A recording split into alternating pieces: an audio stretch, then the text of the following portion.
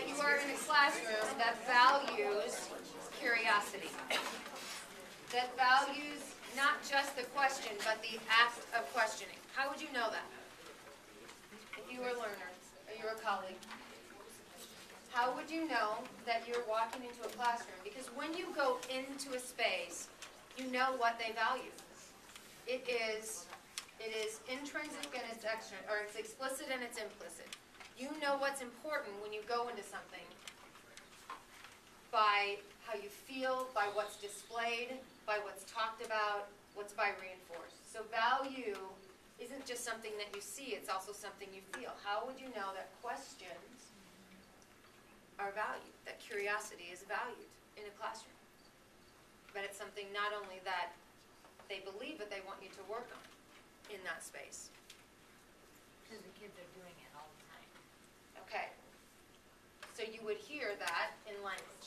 So they're asking questions all the time. All the time. All right. So their answers to those questions would be on display. So if I looked at the wall displays, if I looked at what's in the hallway, and I saw kids answering questions and sharing what they found out through questions, I would not see uniformity in that writing, would I? I would not see every single person have a 5-paragraph thing on when this, president died and when they lived. That is not an exploration of curiosity about someone's life. That's an assignment. So there'd be evidence in what I would see on the walls. Does it show that a question was pursued and that that question was a worthy pursuit and that they're sharing or contributing that to others? So I could see it on the walls. What else might I see? I want to go back to the definition Seth used about an exploring, discovering classroom is very different from a consuming, questioning classroom. An exploring, discovering classroom is different from a consuming, questioning classroom. You would see the teacher facilitating, not being in charge. You'd see kids doing lots of different things in groups, not all doing the same thing. Right, and how valuable is that if what they're discovering and investigating, would you be shocked that there's lots of angles to an exploration and a discovery?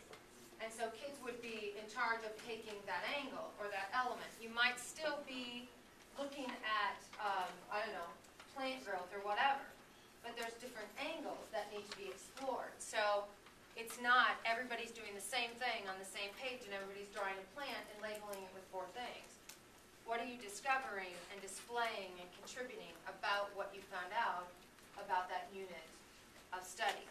What else might you see?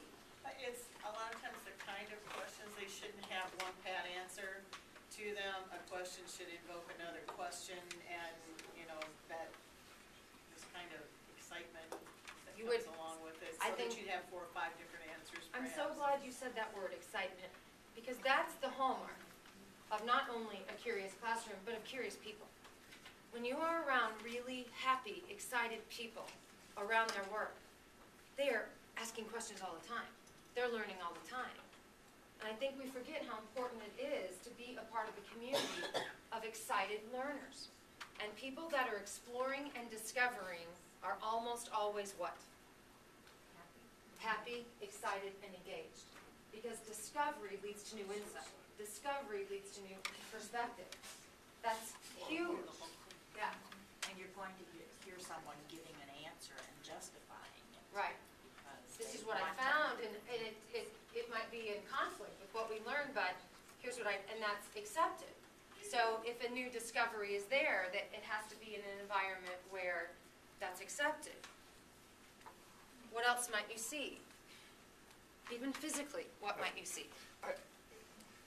I think in a classroom you would find things that would pique curiosity and that may not be directly related to the content that's delivered in that classroom.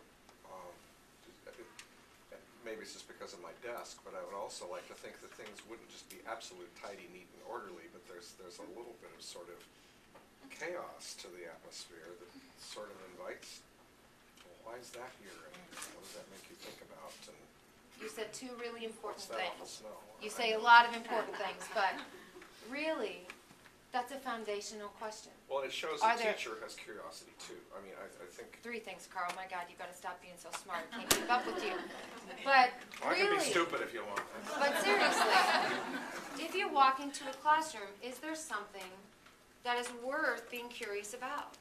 Is the environment intriguing enough that it would cause you innately, really, to wonder about that? I mean, are there elements